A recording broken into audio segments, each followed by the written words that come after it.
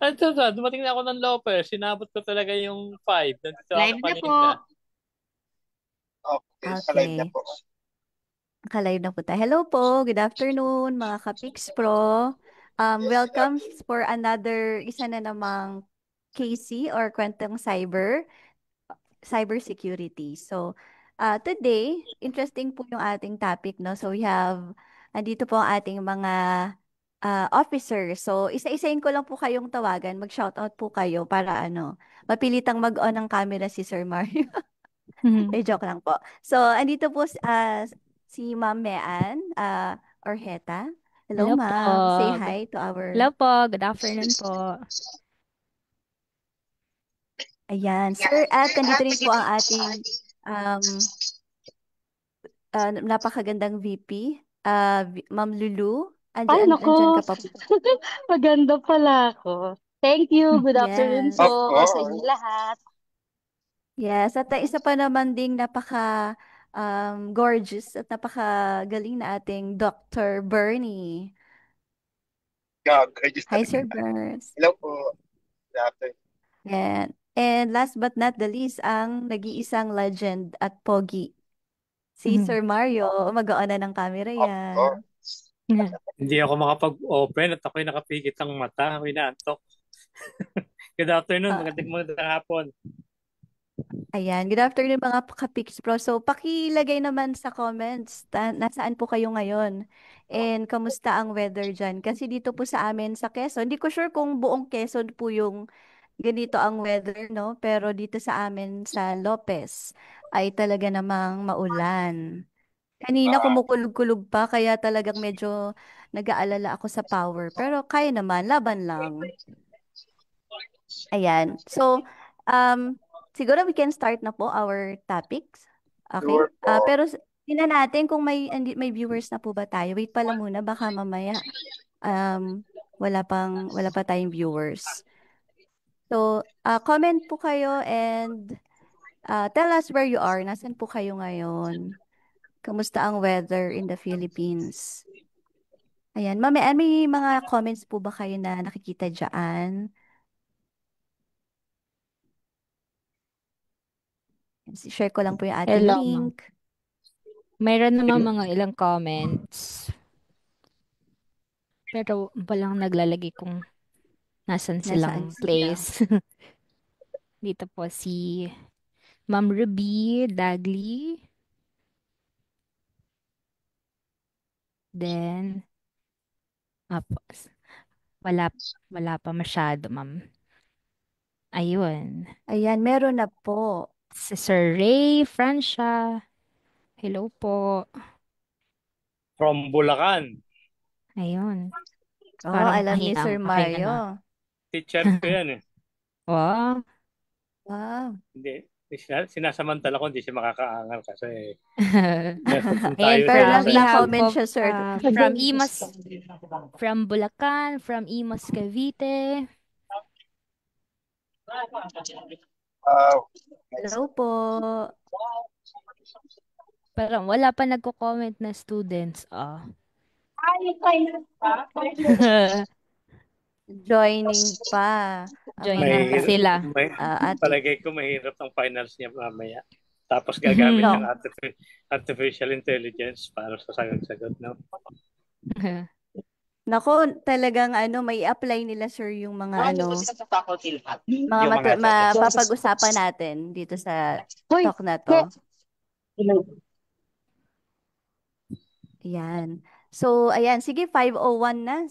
Siguro hahabol na lang yung ating mga ka-Pix Pro and mga students. Hello, Sir Bernie. Yeah, Talagang hello. anytime, anywhere.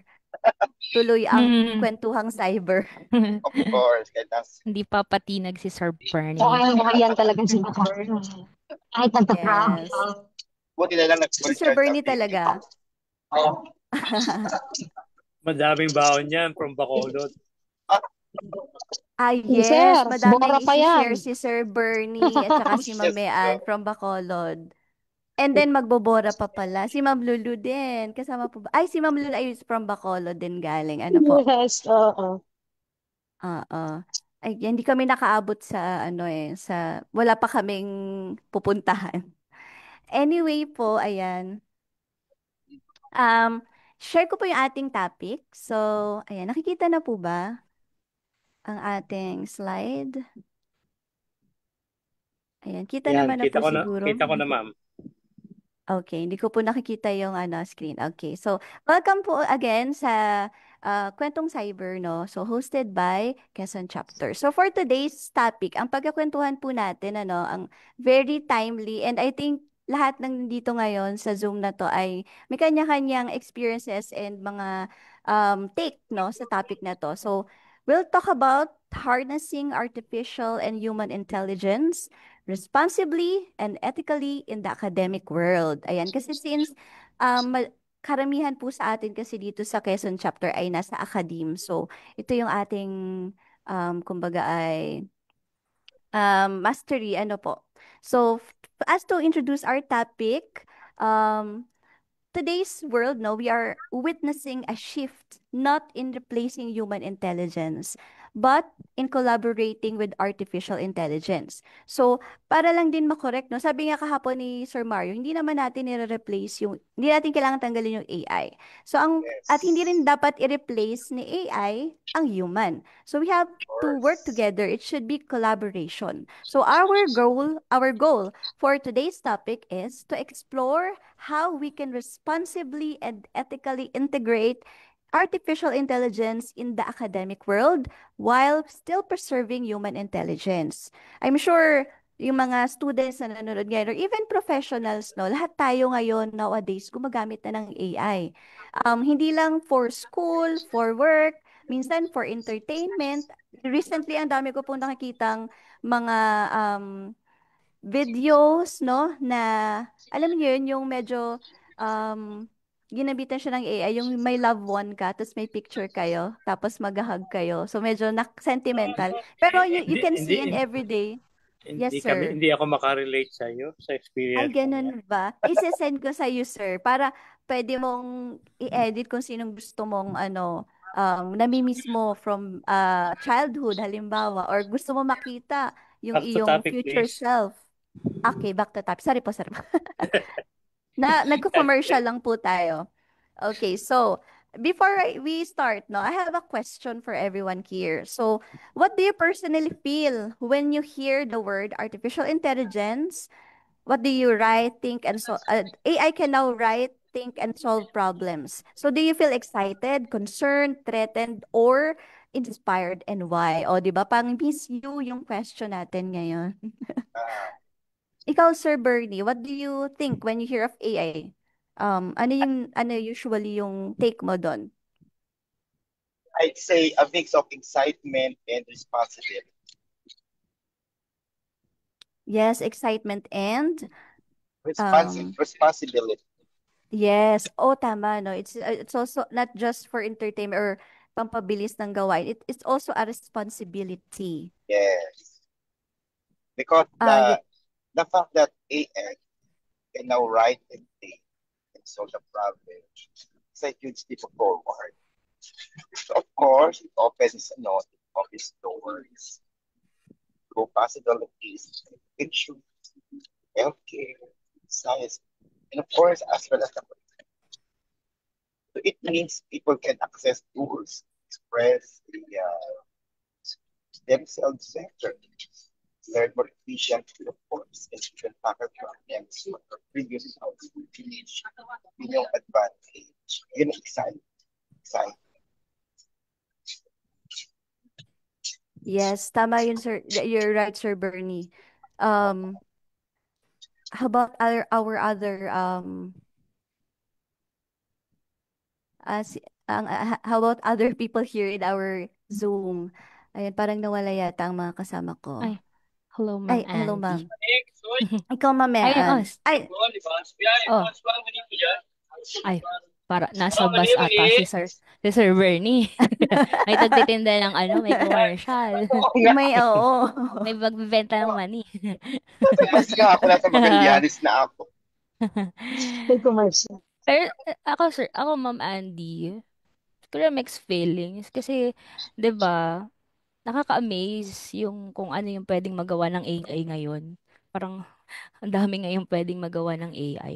And sa work natin as teachers, we can use AI, no, to personalize learning na, 'di ba? Kapag Sir Bernie, wait lang. Going back. So, 'di ba, through AI, we can now personalize learning na, 'di ba, kapag tayo yung gagawa na without that the use of AI, medyo mahirap kasi sa dami ng students natin. And also, since yun nga, gamit ng AI ng students ang AI ngayon, medyo concerned din ako kasi parang ang dali na ng lahat, 'di ba? Sobrang dali Yes. na ng lahat na wala na, parang skip nila yung struggle na most of the time, 'di ba? That's the part where real learning happens. So yun Yes. lang, ma'am. Yes, true, ma'am. Parang nagiging instant na kasi. So, yung Mm-mm. actual na, how do you get there, nasiskip na because Mm-mm. provided na sa kanila. Wala lang. Do pwede sa math kasi math ang Oh, tinuturo lalo ko. na sa inyo, no? Eh, Major in math. may solution na. Pero Mm-mm. kung iintindihan naman na yung solution, okay lang. Pero Mm-mm. kung kakopyahin na lang, parang, hmm. Asan yung learning Asa yung doon? learning dun? Kasi Oo, kinokopya na lang. Tapos kahit mali, di ba? Not all the time naman tama ang sagot ni AI. So, kung yes. kinokopya kahit mali. So, hindi Correct. talaga iniintindi. Opo, yes ma'am. True yan. Tsaka I think applicable siya sa kahit anong field hindi lang sa Mm-mm. teaching, no? Kung Mm-mm. nagtatrabaho ka na and ginamit mo lang siya without your human intervention, hindi mo talaga in-apply yung critical thinking, yung creativity mo, wala ring impact yun dun sa work kasi hindi ka nag-learn, wala kang input dun sa output na ginawa mo, o di ba? Okay. So, going back, no? So, ito yung mga usual na nakikita natin na tools na ginagamit in education. So, the role of AI in today's academic world. Here are the most common used AI tools in education. Of course, unang-una na dyan si ChatGPT. So, saan ba yun ginagamit? We can use it for brainstorming, generating text, and learning new concepts. Kilala din no sa academe si Turnitin. Actually, dati pa rin to nakikita ko ginagamit na especially for researches no sa mga paper. AI writing detection tool to identify plagiarism and detect AI generated content. And then for mga infographics naman, we have Canva. It offers AI-powered tools for creating presentations, infographics, and other visual content. Then we have Grammarly. It helps with grammar, spelling, and style in written work. And of course, we have Killbot. It offers naman paraphrasing, grammar checking, and summarizing tools. So, kayo po mga kakasamahan ko, ano po yung iba pang other AI tools na nabanggit dito na ginagamit nyo in teaching or ginagamit ng students natin na aware kayo?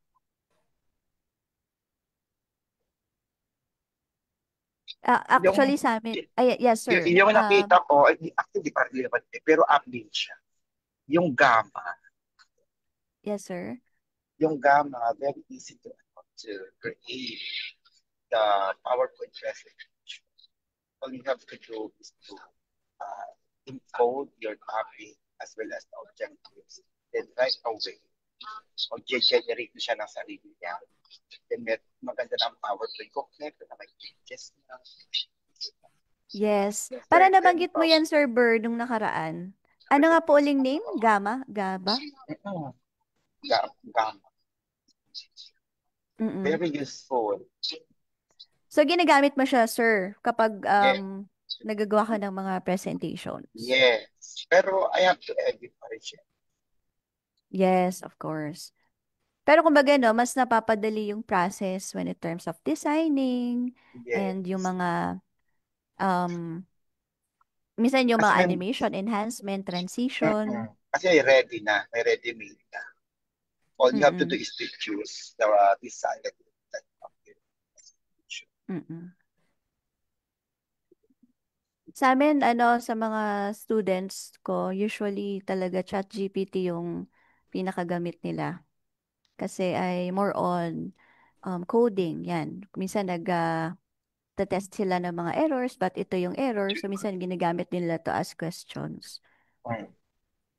Yun, nakakatulong din as for them to guide, no? Ano yung mga pwede nilang gawin or ano yung Yeah, mga errors nila. yeah, that's correct, ma'am. So, of course, that AI grows in a way that uplifts humanity, not diminishes.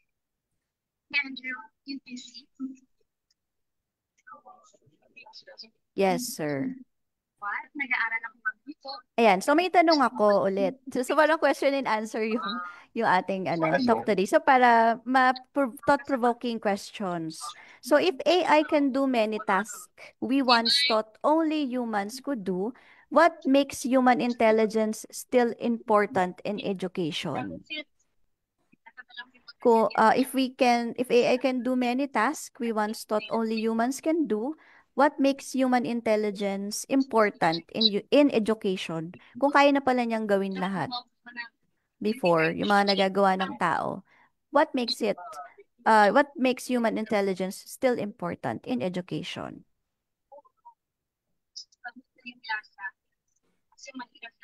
Sir Mario, andiyan ka pa po Oh, ba? andito po. Parang recitation Ah, no, nananawag. Okay, ma'am. Ano pa to? Graded recitation? Opo. Feeling ko kasi AI, hindi na natin maiwasan yan, which is a very good tool.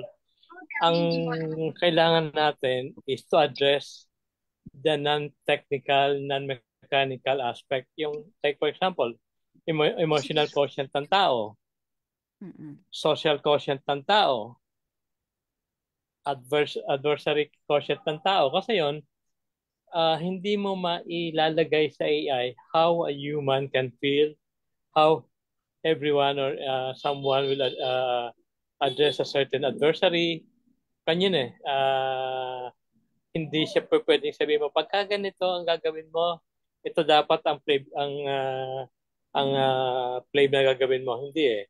Kasi AI will address then maybe it will help enhance the learning, which is the intelligent quotient. Pero yung mga emotional ng tao, social aspect niya, yun ang hindi, tingin ko not at this point, mahaba-haba pa yan.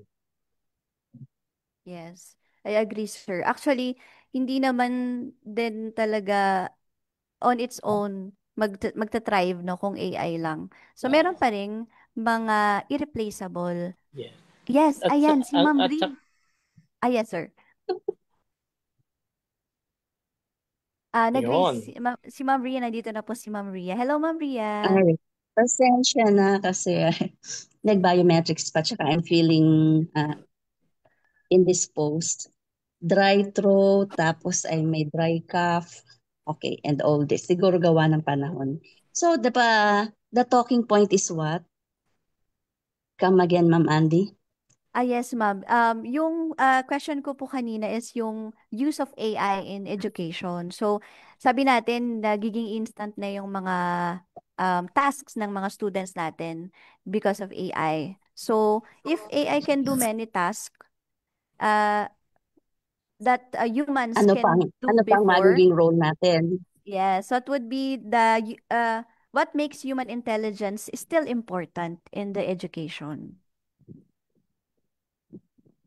Well, since I am an educator, ang paniniwala ko kasi dyan is education is not merely knowledge acquisition.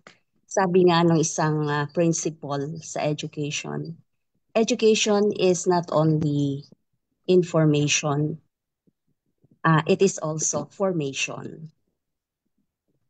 So you get that, what's the meaning of that? Hindi lang tayo for the acquisition of knowledge of students. Side by side roon yung holistic formation ng bata. So we have to consider that we are not only, we do not only have the mental aspect, but to look after, but we have also to take into consideration the other aspect of human personality, like the moral, the emotional, the social. I think doon papasok yung role ng teacher kasi nothing can really replace human intelligence kasi doon sa human intelligence we are capable of rendering personal touch or human touch to the learners whose lives we are touching. Kaya nga sabi nga, there's nothing wrong with AI. It's a welcome development. But then we really have to ensure that there is a harmonious balance between tradition and innovation. Yes, Okay. Ma'am Ri, I agree. Opo. Kumbaga, they should work together pa din. There should be a balance. Ayan, nabanggit na rin niyo po yung mga, ayan, Sir Mario, may idadagdag po kayo. Yeah, that's very good ka na, no? Very good yung input ni Ma'am Ria.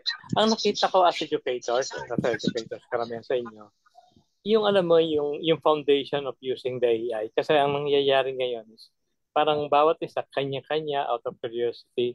But I have seen some universities na part ng kanilang parang orientation for the freshmen, part doon is how to use AI ng tama. So, that's something that we can adapt, hindi lang sa colleges, baka even sa high school. Kasi sa high school pa lang, nagsisimula na eh. Mm. And it's more of, yung sinasabi nga ni Maria kanina, it's more of yung formation, no, foundation. Just to strengthen the foundation of proper use, ethical use ng AI. Yes, sir. Actually, isa po yan sa, babanggitin natin mamaya na yung roles ng student, ng educators, and ng institution para po mag-work, no, magamit natin ng maayos yung mga tools ng AI. So, nabanggit ni Ma'am Rino, hindi nga talaga dapat i-replace po or i-replace ang human na artificial intelligence because there are some aspects of human that we cannot replicate or copy through machine. So, katulad po nung critical thinking, emotional intelligence, creativity, ethical and moral reasoning. Okay, so meron po tayong, sabi nga, AI may have information, but only humans have the wisdom. So, hindi natin pwedeng palitan or i-replace ang human, especially in education. Ayan. Ma'am Andy, may i-share ako sa yung Yes, galing ma'am. to sa seminar namin, magandang Opo. quote sabi, AI can analyze data and personalize content, but it takes a human to inspire, to empathize, and to truly connect. Diba? Ang ganda ng Wow, yes. Ang ganda, ma'am. At actually, Sama ako 10 doon. ano daw, sir? Sama ako ng 10 Miss Mia. Actually, And sila to mamayan, Yes. galing And sa to ano add yan, to that, galing, apo. Okay. Yes, Ma'am Ri. and to add to that, only human can penetrate that deep into the innermost chamber of the student's heart.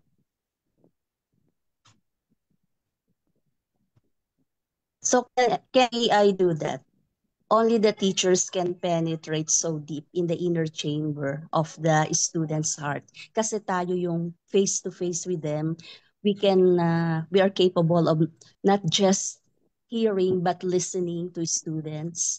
So, ibig sabihin, yung human impact ng teacher ay hindi kayang pantayan ng AI. Yes, ma'am. I agree. We cannot be replaced. Ayan.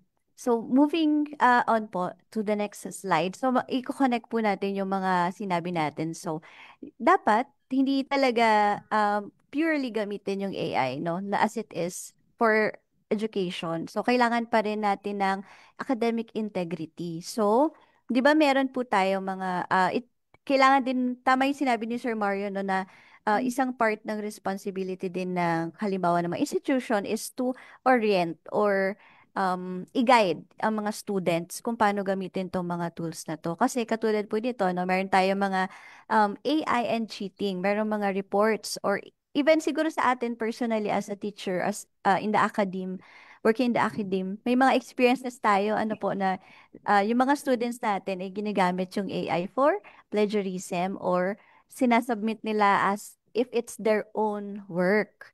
So, we should remind them that AI is a tool and misuse is a choice. So, best Siguro, practice. Ma'am Ann, Yes, mas Sir better Burns, Doc siguro Burns. kung Mm-hmm. ang mga school sa institution mag-subscribe ng AI. So, sila yung makakapag-filter nito at makapagbigay ng tamang guidance paggamit ng. Yes. Tama, sir. So, dapat din properly guided po ang mga students. And then tayo din siguro as a teacher, one of our role in this changing world with the AI is to set our rules. Kailangan ay meron din tayong mga responsibilities as an educator to define our policies. Mag-aalaw ba tayo ng a work, no, na with influence of AI, but should not be purely gawa ng AI. Oo, kaya dapat marunong din ang Yes. So think AI like a calculator.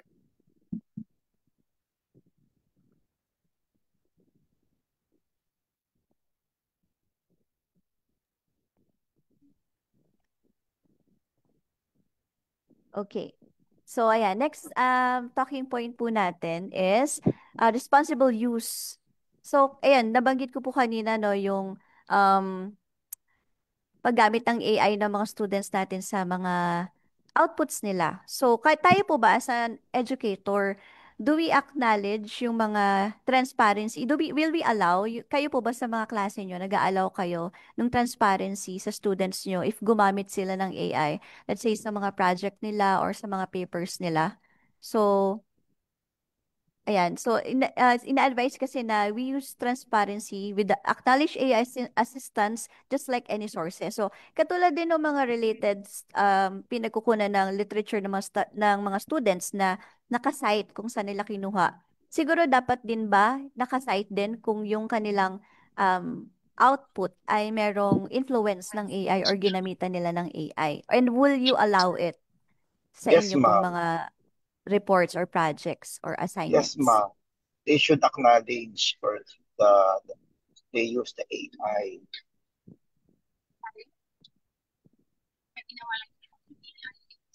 Yes, sir. Pero kayo po personally, naka-experience na po ba kayo sa mga projects or assignments or any output ng mga bata na talagang inamin nila or sinabi nila na itong gawa ko, ma'am, ay ginamitan ko po ng AI? Yes, Or, ma'am. meron, sir? Pero, And how do you feel about it? Do you consider may effect ba yun sa grade nila or part ba ng policy ng output yun yung paggamit nun? yeah, meron akong counter check. I ask Mm-mm. question, if the output is they really understood. Kasi when they are submitting their output, so correct ang grammar, like spelling. Sometimes, copy-paste hindi nila pinabasa. Kaya pag tinanong ko kung ano yung kanilang study related din sa kanilang output, yung iba nakakasagot, yung iba hindi. Mm-mm. So parang dun mo, sir, na double check if Yes. inintindi ba nila or inaral ba? Meron bang nagka-effect sa kanila yung pinasa nila or basta dumaan lang, copy paste submit? Yun nga yung sinabi sa be allowing you to speak but that observes as a come up your own idea. Not to copy. Yes, sir. Kayo po, how about you, Ma'am Mean? Inaalaw niyo po ba yung paggamit ng AI sa mga outputs and um, ini... Usually kasi di ba, more in computation kami. Pero may mga prof, din naman kami subjects na may mga essay. So sa ngayon, di ba may rubrics naman when checking essay. So siguro ang pwede ko na lang gawin ngayon, idagdag yun sa rubrics, yung use of AI. Kung halimbawa, kung mas prefer natin na yung based talaga sa mga opinion nila na dapat wala masyadong ng AI, then pwede nating ilagay yun sa rubrics. Pero so for Hindi ko pa siya na ano yung ipa-disclose kung gumamit sila ng AI. Nahalata ko lang na gumamit sila ng AI. Wala pa, hindi, update ko pa yung mga rubrics. Pero parang ano, no, kumbaga, encouraging din na Mm. i-allow natin sila. Pero Oo, ma'am. they should be transparent. Oo, diba? It's okay Ah, naman, ma'am, to use support as long as mm-mm. you're honest about it, diba? Mm-mm. Yeah. One is honesty na nila, i-acknowledge nila. Another Mm-mm. one is yung retention ng knowledge nila. Yung iba kasi parang, okay, i-generate natin, maganda yung pagkakasulat. Pero tanungin mo, hawak-hawak mo yung papel niya. Tanungin mo kung ano yung nasa papel niya. Hindi man lang masabi, hindi niya naiintindihan. So that is something na parang alarming. Nandun yung AI, maganda siya, nakakatulong. Kumbaga mapapacilitate yung learning nila or learning din natin as the faculties. No? Pero siguro naman, aside from acknowledging yung kung saan yung source nila, yung makita naman natin na yung ano yung nakalagay doon is naiintindihan nila at nare-retain nila. Mm-mm. So siguro nga tama po, parang kumbaga katulad ng sinabi ni Sir Burns na we can counter check to check them kung naintindihan nila, and then katulad din ng sinabi na mamaya na we can also use rubrics for the grade kung ano yung other criteria natin bukod dun sa maayos yung grammar kasi ginamitan nila ng AI, pero yung thought, ano yung other parts nung let's say essay should be graded as well para makita natin or mag-grade natin ng fairly yung output nila. Yes, kasi for me, hindi, lalo ko na minsan, siguro sa atin, sa technical subjects natin, syempre hindi naman yung grammar doon, medyo syntax ang pinag-usapan natin. Apo, apo. Yes. It is more of paano nila naintindihan yung code nila, paano nila nagawa gawa yung output. At kahit naman siguro sa math, halimbawa kay Miss Mayan, pag sinabi niya, bakit, kung may triangle, ano yung total let's say, inner angle ng triangle, ng pan, siguro naman dapat naintindihan ng estudyante. Di ba? Hindi yung basta ang ganda ng pagkakasulat, pero pag tinanong mo, nakanganga. Yes. Yes, Ma'am Ri, may share po kayo. Yes. Ma'am Ri. Sa discipline ko kasi dun sa communication, talagang napaka-obvious yan kapag ginamitan ng AI. Kasi ang napakadaling i-validate. Yung halimbawa face-to-face kayo on the spot, alam mo na agad yung level ng kanyang vocabulary, alam mo agad yung kanyang communication style, alam mo yung mga flaw na usually yung na nako-commit niya in terms of grammar. Tapos all of a sudden magbigay ka ng assignment, almost perfect, commendable yung isasubmit sa iyo. So, it goes without saying na talagang AI ang ginamit. So, hindi ko naman pinawawalan ng point yun. At least nagbasa siya, at least gumawa siya ng pamamaraan. Pero to give a very impressive rating for that, ay hindi ko ginagawa. Kasi alam ko talaga yung kanyang level, yung kanyang capacity. So, I just ask the student, did you adapt this from a particular source? Ano naman, umaamin siya. So you do not expect that I'm going to give you an impressive rating for that. Kaya yun ang ginagawa kong mechanism kapag halimbawa alam kong ginamitan talaga ng AI. Hindi talaga yung effort niya ang lumabas doon sa output. Ayan. Yes, ma'am. So, actually, kumbaga, at the end of the day, as an educator, kailangan pa rin natin mag-effort to double check through our students kung talagang output nila yun and kung may natutunan talaga sila. And tama po kayo, ang dali pong makita. Kapag naalala ko lang nung nakaraan, may dalawang student na nagpasa ng letter.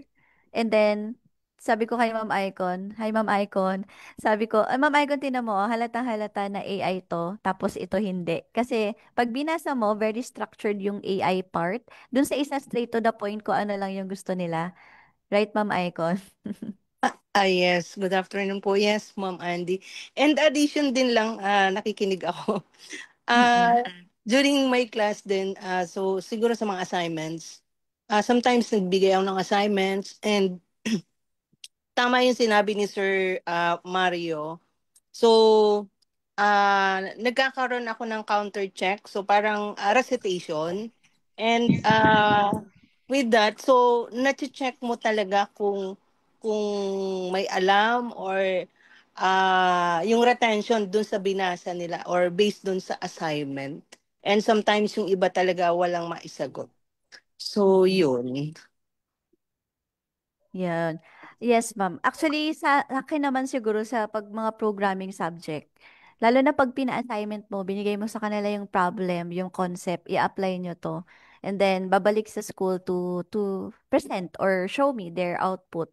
Ang ginagawa ko po is, pinapa-explain ko per line. So, why did you use this line? Bakit mo siya ginamitan ng, let's say, um, array or functions? Ba't mo ginamit to? Anong purpose niyan? So, I can see na naintindihan ba or sila ba talaga yung nag-write, and at the same time inaalaw ko naman sila if ever kinuha mo yan or meron kang, kasi pag coding talaga pag nasa labas you can see uh different way to code one problem.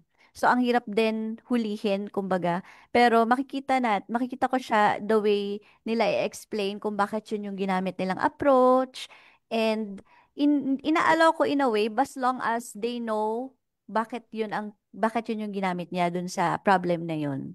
So, ayun, at the end of the day, parang common po kahit anong subject siguro, ano, yung ating gagamitan is we need to double check, counter check, and see kung talagang may natutunan yung ating students.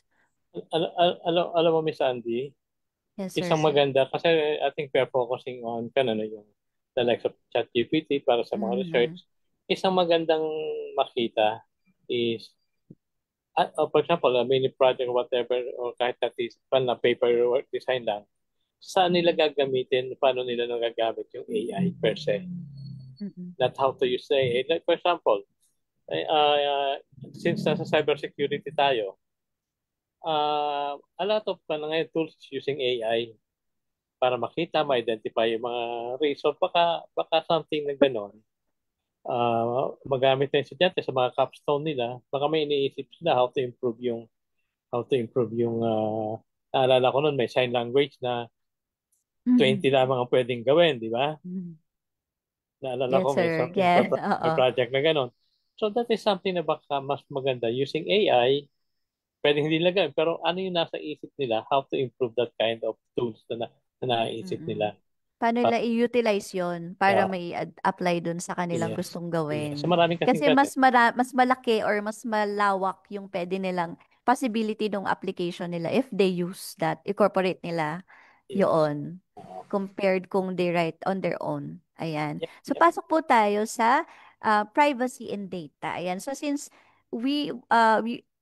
obviously lahat naman ng student nga ay naggumagamit yan. So it should also be good to note how they should protect their data, privacy and data using AI. Kasi baka akala ng mga students is lagay ng input and prompt dyan sa mga applications, AI tools na yan without consequences. Okay? So, yan. For students, take note. So, some tools or AI tools stores your input, your user's input. So, minsan, papagawa kayo ng prompt or papagawa kayo ng essay or letter, then you include mga personal information. Ayan, hindi dapat kasi yung mga input natin sa mga AI prompts natin ay nasa-store na din dun sa application, sa server ng application na yun. And hindi natin alam kung ano ba yung mga policies nung application na ginamit natin in terms of the data that we provide. So, maging maingat, no? Student may share sensitive data unknowingly. Baka mamaya nagpapagawa sila ng biography nila or something, no? And then, in-include nila lahat ng information, pangalan ng mga magulang. So, baka hindi nila alam na yung mga pinoprovide nilang information ay nasa-store and could be used, no? So, use AI tools with strong privacy and safeguards.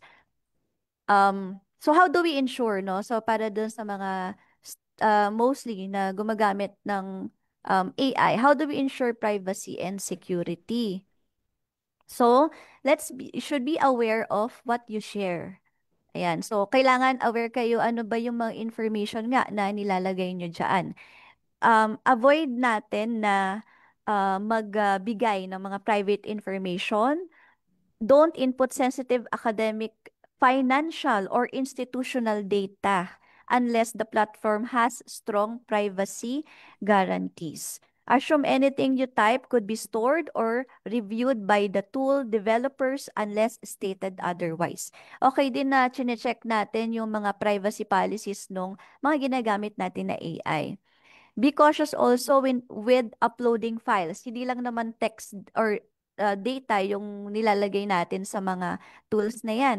Minsan mag-upload ka ng mga PDF files or Word files and then may ipapagawa kayo. So,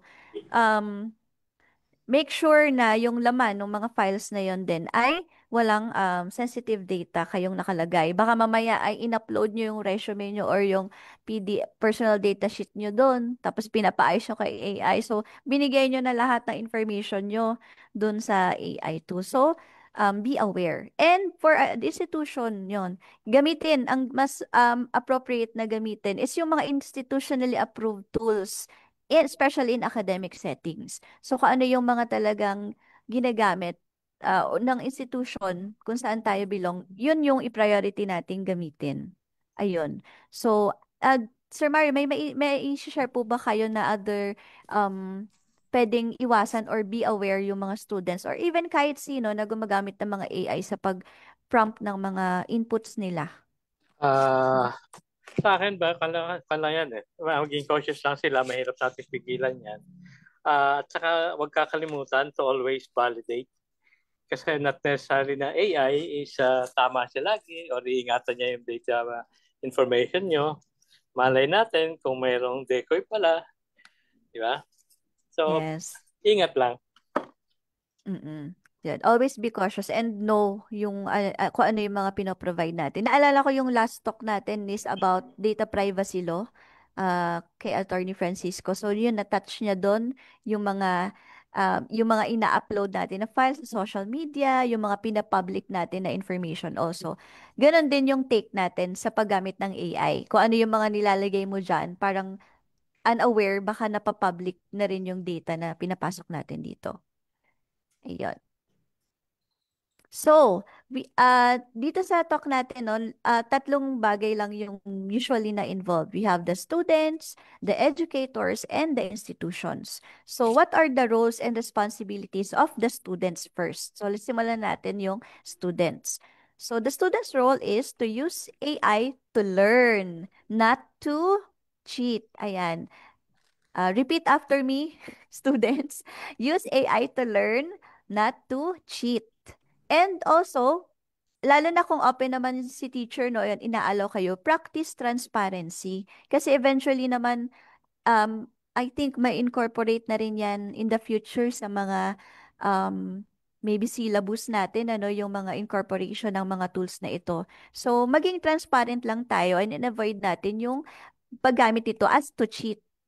Not to, just to improve dapat yung ating mga works, hindi dapat use it to cheat. And to develop original thinking.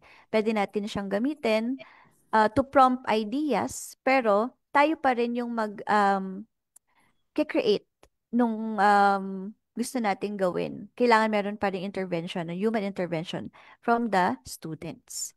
Ayan, may maidagdag po ba kayo or naisip kayo na other roles na ating mga student for them to be more responsible in using AI?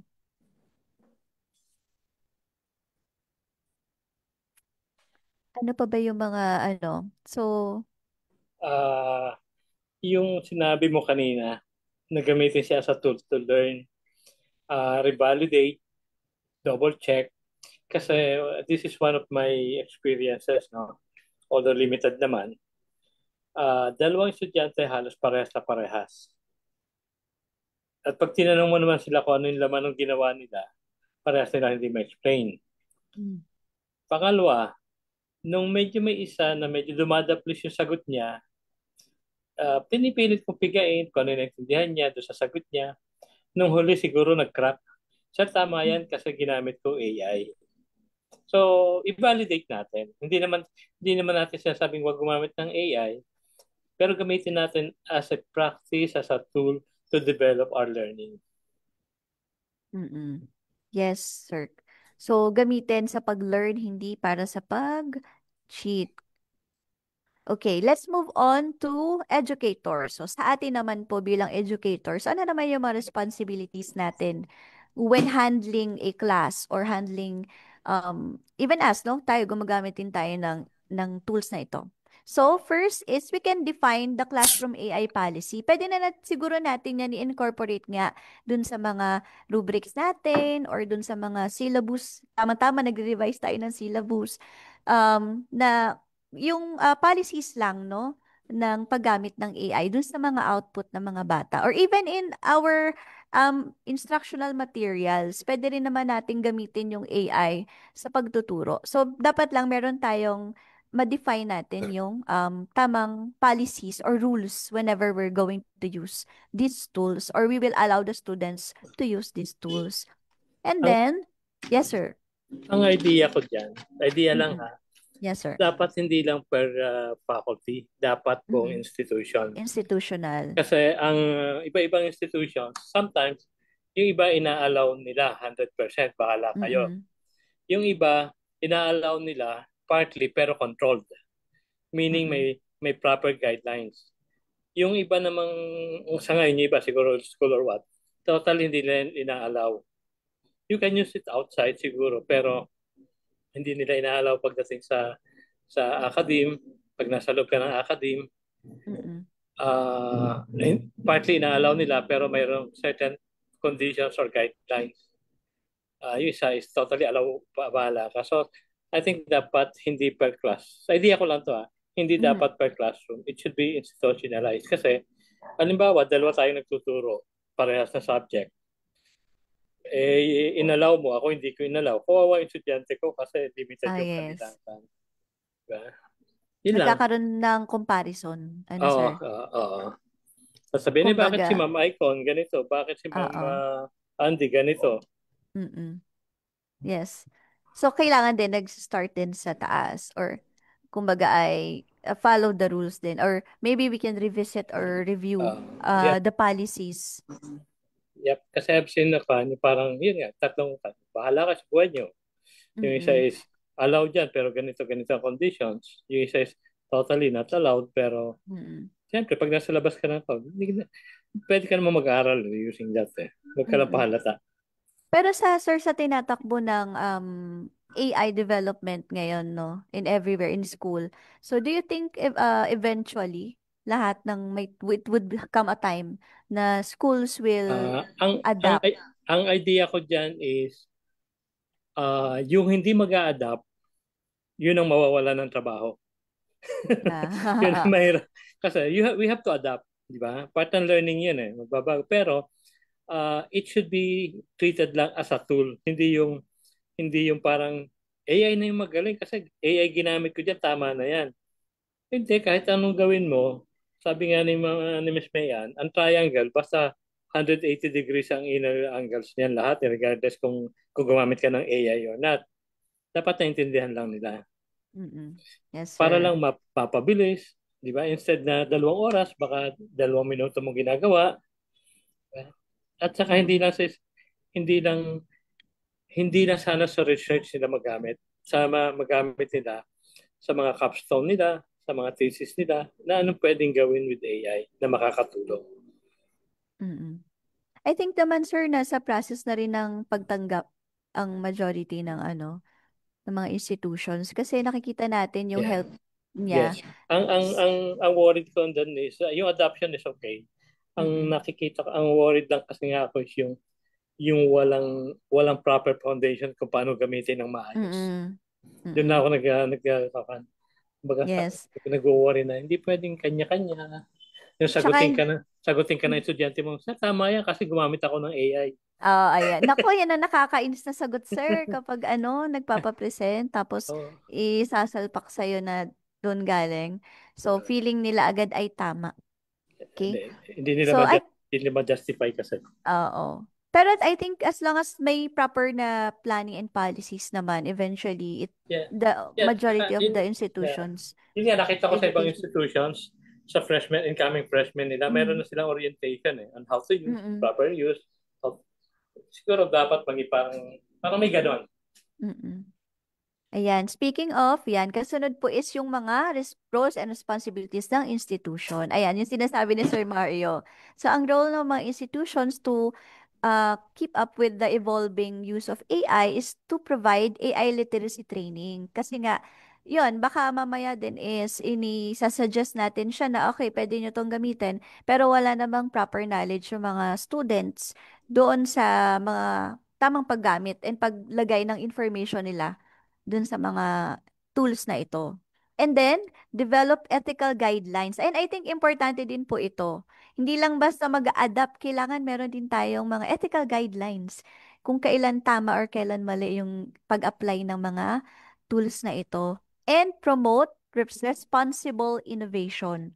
Of course, yung mga institution naman, kumbaga, lalo na din yung sa mga projects, like capstone studies, no, we look for innovations. Pero kumbaga dapat ay align pa din dun sa policies and guidelines ng institution. Ayan. So I think no, yung paggamit po ng AI is yung collaboration ng tatlo ng students, ng educations, and ng institutions. Ayan. Parang bilis po ng oras, ano?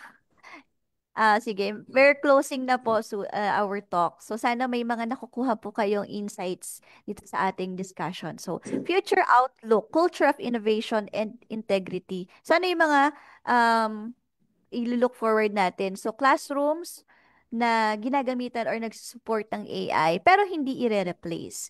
And then students evaluated on thinking and ethics, not on just the output as it is. So, we shape the tools and the tools shape us.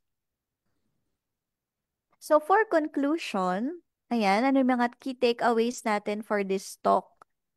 AI, ayan, at I think ito yung parang pinaka nagiging ano natin, no, sa mga palitan natin ng ideas is, ang AI ay hindi siya yung papalit sa atin. It should just be a partner, not a replacement.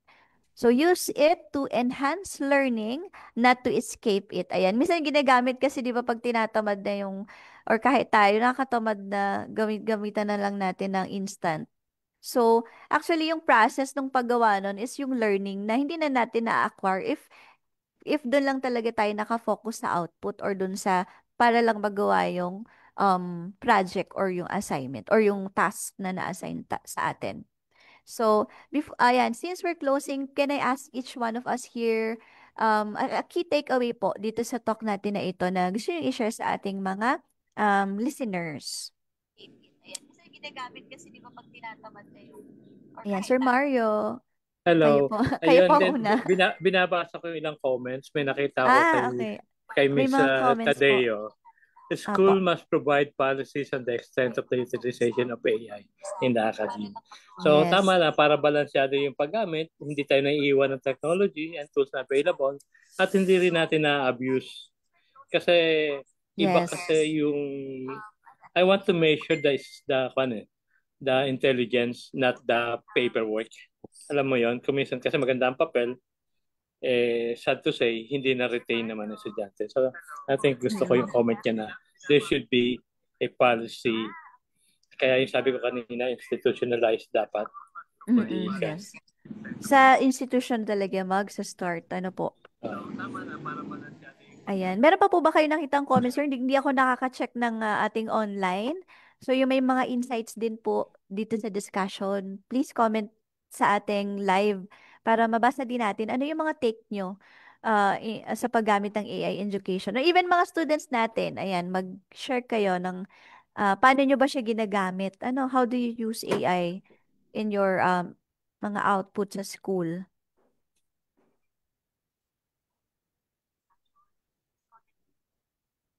Okay. Sa ating other members na nandito po, would you like to share any key takeaway or insights po sa ating talk? Ito kay Ray Francia. Yes. Inspired and threatened. Which is tama, reaction niya. Again, sir, ang sabi po, inspire and? Inspired, inspirado siya, pero threatened. And threatened, yes. So Kasi we have without, We have to handle it Proper carefully. policies. Opo, without proper handling din kasi, nakakatakot din yung power ng AI, no? Yung maling, It, yun nga, it, yung use. it could be kind of misused and abused. Yes. Yeah.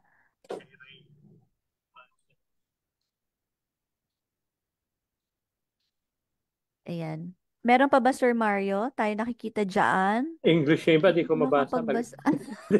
Hindi, maliliit. Nahirapan ako. Mahina mata ko. Ayan. So, any key takeaway po sa ating mga kasamahan dito before we close?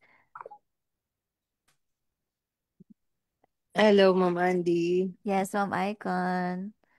I think lahat ng aspeto when it comes into a technology, merong magandang purpose for us. Like AI. So I think tayo as a end user, I think dapat andun yung responsable as a user, and always a good purpose dun sa mga platforms like AI na gagamitin natin, and of course dapat ay kahit papaano tayo pa din yung magkokontrol at the end. Mm-mm. Hindi yung AI ang magkocontrol sa atin. Yeah. Oo. Yeah. Yun. Thank you, Ma'am Icon, sa napakagandang insight. Tama po yun.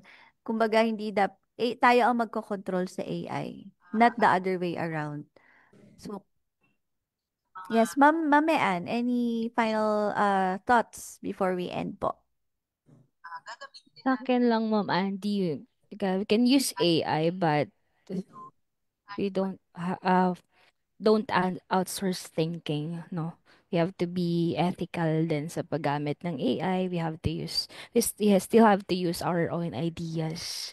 And AI offers great potential, but really demands wise use. Yes. Tama, Mhm. yes, Ma'am. So, think ethically in a world where intelligence is on demand. Ganda yung sinabi niya. Huwag mong i-outsource yung thinking. Yes. Wag i-outsource ang... Gamitin mo yung AI, gather the data, shape the data, pero yung thinking nasa iyo pa rin. Yes. Ikaw pa rin talaga ang nag-enhance. Kung may time na i-share ako konti, yung kahapon, nagigera sa Iran at saka sa Israel, di ba? Yes, sir. Nanonood ako ng news kahapon. Maganda yung intelligence gathering nila, yung mga analytics nila, lahat-lahat. Pero one line na nakita ko sa speech nung Netanyahu ba yan? Sabi niya is, only after validating with human intelligence, saka lang sila nag-attack sa Iran. Kasi they gather yung mga information na posibleng mayroon dito planta ng nuclear, dito. So they use sophisticated tools, mga analytics para mag-conclude to that. But only, yung word niya is only after validating with human intelligence. Only then that they act. So talaga nandun yung kan. Huwag natin kalilimutan na nandun siya, mapapabilis yung pag-analyze natin, pag-gather ng data, diba? Iba-ibang angle makikita natin using AI, pero still, human ang malaking factor to come up with the thinking and decision making. Kumbaga, hindi talaga tayo pwedeng 100% lang mag-rely sa AI. Especially in making yung mga katulad na gano'n na decision na nakasalalay talaga ang life, no, ng nakararami. Yan. Thank you, Sir Mario. Actually, oo nga, parang nabanggit mo yan nung kagahapon. Yung story about before they attack, no, talaga i-validate nila sa expert. Although may mga machine na sila na ginagamit. I-share ko sana sa iyo yung pinapanood ko, kaya lang si Shakira na nakita mo. Baka si Shakira ang ma-share natin today, sir. Ayan. So, any more po sa ating mga kasama dito? Sa akin, siguro talagang, I think as we move forward, no, into the future of AI, hindi na natin mapipigilan yung pag-evolve and paggamit ng AI, not just in education but in our daily lives. So, kailangan talaga meron tayong mga nag-adapt na tayo, and for mas sa mga institutions or even in mga companies, kailangan nag-adapt na tayo and meron na tayong mga ginagawang policies, no, para makapag uh, caught up dun sa change na nangyayari. Kasi feeling ko talagang dire-diretso pa yan in the future. So, kailangan ready din tayo to adapt ano yung mga kailangan nating baguhin para makasabay. Kasi sabi nga ni Sir Mario, yung mga hindi sasabay sila ang hindi mag-adapt sila ang hindi makakasabay or mahuhuli talaga. So, before we end our talk, ano yung lagi nating sinasabi, Sir Mario? Ano lang, sabihin mo nga, regarding weekend mo, happy Ayan lang, po. So, Walang weekend. walang dito sa Fix weekend. Pro, happy lang walang Weekend. weekend. Kay Mama Andy, happy ang weekend. Yes. Uy, si Sir Bernie din, happy din ang weekend niyan. Oo, laging pretty lang, tsaka ano lang, enjoy life lang. Ayan, thank you so much po sa ating mga... Ay, actually, may mga comments pa rin po na lumalabas ito sa ating live. So, ituloy natin yung discussion sa comment section. Sige. Ayan. So, for now, let's enjoy the weekend. And ingat kayo po kung nasan kayo kasi talagang rainy season na. Thank you. Bye-bye. Thank you po. Okay, bye-bye. Bye-bye po. Thank you. Thank you so much. Bye-bye.